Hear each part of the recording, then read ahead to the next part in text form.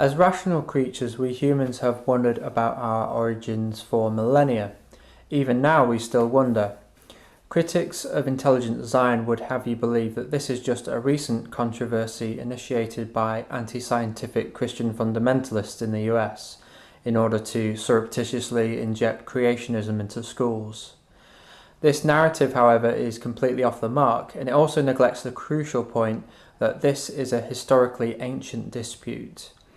In his paper Evolution versus Intelligent Design in Classical Antiquity, Anthony Long points out that much that divides the two sides in modern America was already a major source of debate in classical antiquity, pitting theist Platonists and Stoics against evolutionist Epicureans. He further argues that the Epicureans are antiquity's principal evolutionists and opponents of intelligent design.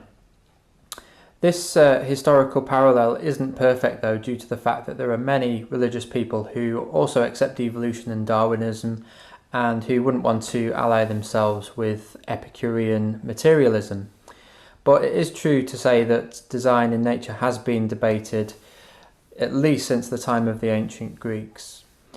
As for those who argued for design around this period, in his survey of the history of arguments over design, Stephen Meyer writes that design arguments based on observations of the natural world were made by Greek and Roman philosophers such as Plato and Cicero, and by Jewish philosophers such as Maimonides and Christian thinkers such as Thomas Aquinas. Moving further on, it continued to be an issue for the founding fathers of science, such as Kepler and Newton. Philosophers and theologians also eagerly entered the fray. For Immanuel Kant, David Hume, Thomas Reid, and William Paley, it was an issue that dominated much of their work. And here we are, still asking similar questions. Given its turbulent past and relevance today, this debate isn't going to disappear anytime soon. In fact, discussion around this issue has never been more vibrant and widespread, and it's bound to continue on this trajectory.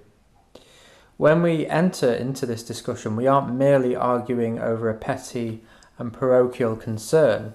We're engaging in a historically important and increasingly relevant dialogue, one that has occupied the minds of some of the greatest intellects.